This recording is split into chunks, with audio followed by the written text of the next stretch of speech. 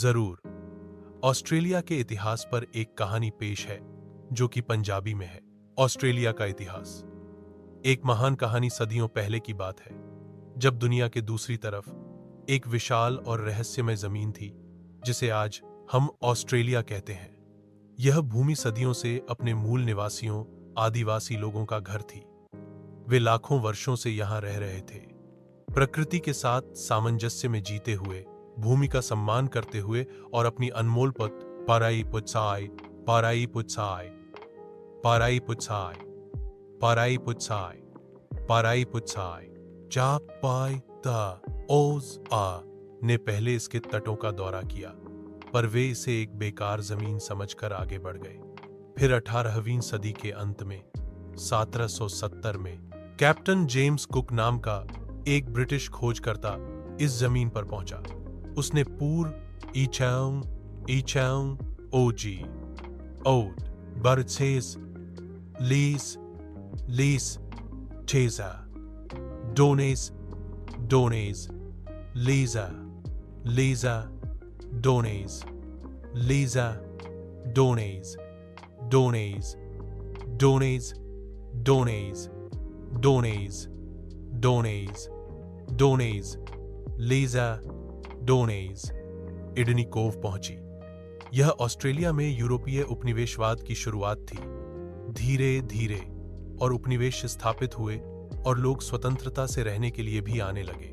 19वीं सदी में सोने की खोज ने ऑस्ट्रेलिया में एक बड़ी भीड़ ने आकर्षित किया।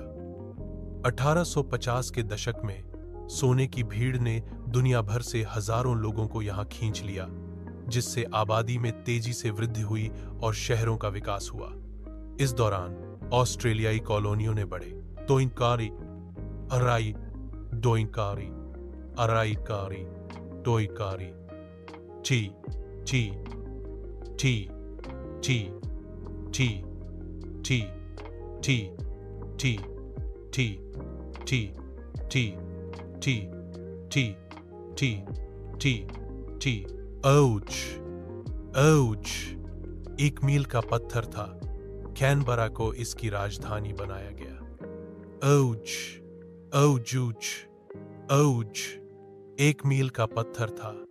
कैनबरा को इसकी राजधानी बनाया गया। 20वीं सदी में ऑस्ट्रेलिया ने 2 विश्व युद्धों में हिस्सा लिया, जिससे इसकी राष्ट्रीय पहचान मजबूत हुई। युद्धों के बाद देश में बड़े पैमाने पर प्रवास हुआ। एक एक एक एक ओज वाई आरो छू ओज वाई यू एक ओज जू एक औज चारू चारू चारू चारू चारू चारू चारू। यह अपनी सुंदर प्रकृति, अद्वितीय जंगली जीवन और सहिष्णु समाज के लिए जाना जाता है। ऑस्ट्रेलिया का इतिहास आदिवासी लोगों की विरासत, यूरोपीय उपनिवेशन, सोने की भीड़ और प्रवास की कहानियों का एक संगम है। यह एक जैसा देश है जो अपने अतीत से सीखता है और एक उज्जवल भविष्य की ओर बढ़ रहा है, जहां विभिन्न संस्कृतियों के लोग शांति और सद्भाव से रहते हैं।